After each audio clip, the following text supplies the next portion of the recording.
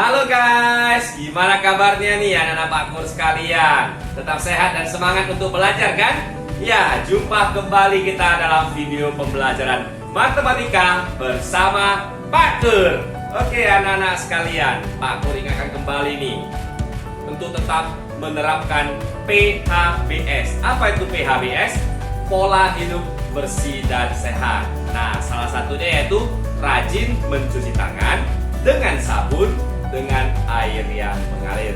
Supaya apa? Supaya kita semua tetap sehat dan terhindar dari kuman penyakit. Oke anak-anak sekalian, kita akan lanjutkan pembelajaran matematika kita melalui video pembelajaran ini. Apa yang akan kita pelajari di video ini? Ya, kita akan belajar tentang lingkaran.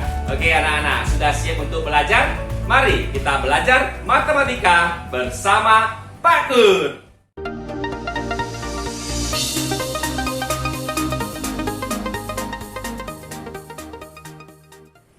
Oke anak-anak Pakkur sekalian, di bab ini kita akan belajar tentang lingkaran. Nah, kira-kira apa itu lingkaran ya? Oke, mungkin kita sudah sering mendengarnya. Kalau arti sederhananya itu lingkaran itu suatu bentuk dari bangun datar. Nah, anak-anak sekalian, kira-kira di kehidupan kita sehari-hari kita sering menjumpai benda-benda yang berbentuk lingkaran enggak? Nah, coba dipikir-pikir, kira-kira benda-benda apa yang kita sering jumpai yang bentuknya lingkaran? Ya, mungkin Pak Kur bisa sebutkan beberapa contoh, yaitu mungkin ini roda sepeda ya, ini juga berbentuk lingkaran. Atau mungkin yang lain, ya bentuk yang lain yaitu seperti biang lala ini juga berbentuk lingkaran. Nah, atau mungkin yang lain, jam dinding. Nah, adik-adik sekalian tahu nggak kira-kira benda apa lagi yang bentuknya lingkaran? Oke, masih banyak ya selain yang Pak Kur sebutkan tadi. Jika kita terapkan dalam kehidupan sehari-hari, kita akan sering menjumpai permasalahan yang berkaitan dengan lingkaran. Seperti kita dihadapkan dengan situasi mau menghitung keliling atau luas dari taman yang berbentuk lingkaran, ya kan? Kita juga mungkin bisa dihadapkan dengan situasi bagaimana menghitung keliling dari ban sepeda ini, gitu kan? Nah, atau mungkin yang lain, bagaimana menghitung luas dari meja ini. Meja ini berbentuk lingkaran. Nah, kita ditanya bagaimana menghitung luasnya. Nah, itulah beberapa contoh bagaimana kita menerapkan konsep lingkaran dalam kehidupan sehari-hari. Oke, sebelum kita lebih jauh tentang lingkaran itu, kita mau belajar apa arti lingkaran dan apa unsur-unsur dari sebuah lingkaran. Nah, jadi melalui video ini, Pak Kur harapkan anak-anak Pak Kur sekalian setelah menonton video ini bisa memahami tentang pengertian lingkaran dan pengertian dari unsur-unsur lingkaran. Oke, sudah siap? Yuk, mari kita simak satu persatu ya.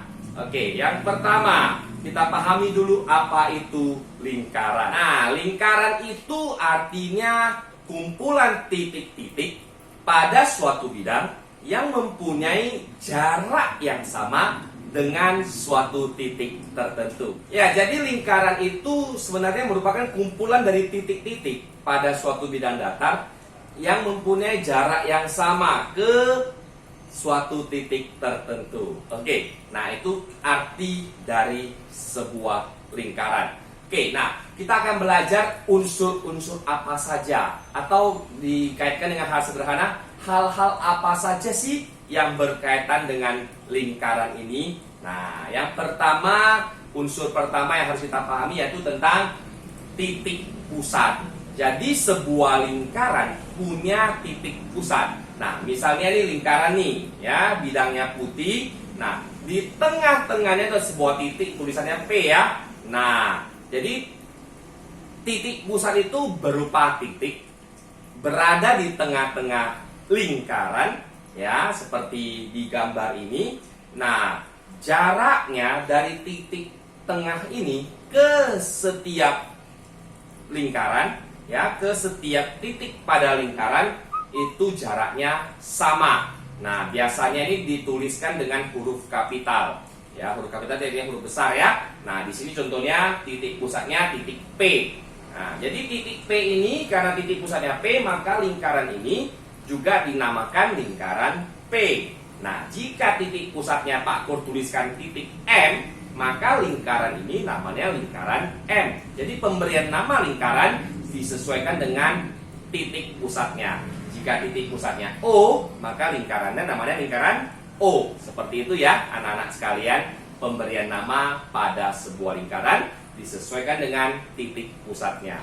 Oke, sudah paham ya titik pusat ya? Berupa titik dan di tengah-tengah dari sebuah lingkaran. Itu namanya titik pusat. Oke, nah kita lanjutkan. Unsur yang kedua yaitu jari-jari. Nah, siapa nih yang punya sepeda?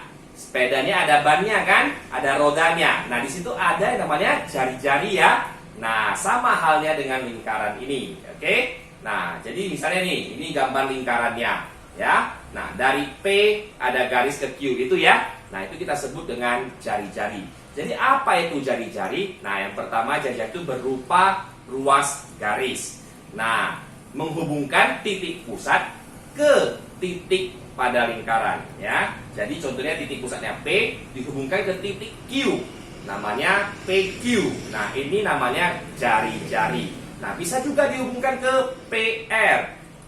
Jari-jari juga. Bisa juga dihubungkan dari titik P ke S. Namanya jari-jari PS. Nah, biasanya jari-jari seperti ini disingkat dengan huruf R kecil, radius ya. Nah, penulisannya disingkat dengan huruf R, jari-jari. Oke, nah contohnya di gambar ini yang merupakan jari-jari yaitu tadi PQ, PR, dan PS. Apakah habis? Enggak, bisa lagi ya. Bisa lagi kita buat jari-jari yang lain. Yang penting konsepnya ditarik dari titik pusat ke titik pada lingkaran. Itu dia ya konsepnya. Nah, yang berikutnya, unsur yang ketiga yang harus kita pahami, yang harus kita kuasai tentang lingkaran, yaitu diameter. Nah, apa itu diameter? Nah, ini contohnya, ini ada sebuah gambar lingkaran. Ya, gambar lingkaran ini, diameter itu juga berupa ruas garis. Ya, nah titik pusatnya itu tetap di tengah-tengah ya. Nah, jadi diameter ini menghubungkan dua titik pada lingkaran dan harus melalui titik pusat. Dia harus lewat ke titik pusat. Nah, contohnya di sini ada titik A, ada titik B pada lingkaran. Nah, dihubungkan titik A ke titik B melalui titik pusat. Harus lewat ke titik pusat garisnya. Nah, seperti ini. Nah, inilah yang namanya diameter. Nah, diameter biasa disingkat dengan huruf D, ya, D kecil penulisannya. Jadi ini seperti inilah diameter. Dari titik A ke titik B ditarik garis dan harus melalui titik pusat. Maka namanya diameter. Nah, perlu kita ketahui diameter ini dua kali dari jari-jari. Ya, jadi diameter lebih panjang, jari-jari lebih pendek. Nah, diameter ini dua kali dari jari-jari. Jadi kalau bisa juga dikatakan jari-jari ini setengah dari diameter. Ya, jadi seperti itu konsepnya. Perlu diingat ya anak-anak sekalian ya. Diameter itu dua kali dari jari-jari. Jari-jari itu setengah kali dari diameter. Ya, itu konsepnya. Dan ingat harus melalui titik pusat lingkaran. Oke? Nah, hal keempat yang mau kita kuasai yaitu tentang unsur lingkaran, yaitu busur. Ya, busur itu seperti panahan ya. Nah, kita lihat di sini bagaimana busur pada lingkaran itu. Nah, ini masih lingkaran yang sama. Ya, di sini busur itu berupa lengkungan, melengkung dia, ya, garis lengkung. Nah, contohnya di sini nih ada titik K dan ada titik L. Nah, kita hubungkan titik K ke titik L seperti ini yang berwarna kuning ini. Nah, itulah yang namanya busur. Jadi busur ini juga merupakan bagian dari lingkaran ya, dari keliling lingkaran ini. Jadi sisi kelilingnya ini ya itu namanya bagian itu namanya busur. Ya, seperti di gambar ini diwarnai dengan warna kuning. Nah, itulah busur lingkaran.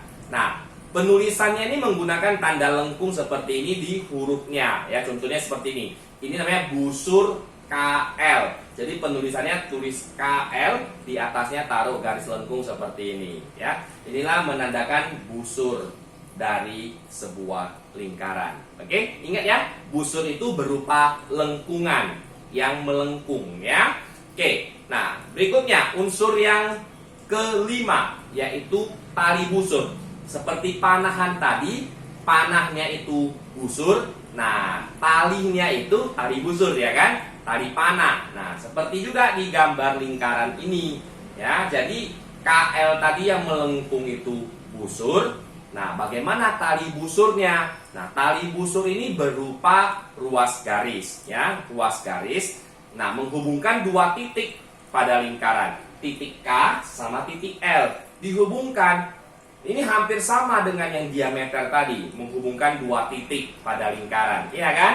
Nah, cuman bedanya apa? Bedanya tali busur ini tidak melalui titik pusat lingkaran. Jadi tidak lewat titik pusat lingkaran. Jadi tariknya tidak di titik pusat lingkaran. Nah, K hubungkan ke L, KL yang lurus ini warna biru ini, inilah yang namanya tali busur. Oke, nah jika dia melewati titik pusat, namanya sudah diameter. Oke, jadi sebenarnya diameter itu juga adalah tali busur dari lingkaran. Tapi karena dia melewati titik pusat, maka diganti namanya menjadi diameter. Nah, kalau yang tidak melewati titik pusat, namanya tetap tali busur. Apakah dalam satu lingkaran cuma satu tali busur? Enggak, bisa kita bentuk beberapa ya, bisa kita bentuk banyak tali busur. Bagaimana? Nanti kita coba latihan ya. Bagaimana mencari tali busur pada sebuah lingkaran. Oke. Nah, ini di sini contohnya KL ya. KL yang warna biru ini tali busur namanya. Oke. Nah, kita lanjut ke yang berikutnya yaitu tembereng. Unsur yang keenam, tembereng. Ingat ya, namanya tembereng. Nah, ini lanjutan dari yang tadi. Kita sudah mengenal busur, kita sudah mengenal tali busur. Nah, tembereng ini berupa daerah, area. Nah, dibatasi dari busur dan tali busur ini yang warna kuning dan warna biru ini. Nah, di dalamnya inilah yang kita warnai merah, itulah yang kita kenal dengan istilah tembereng.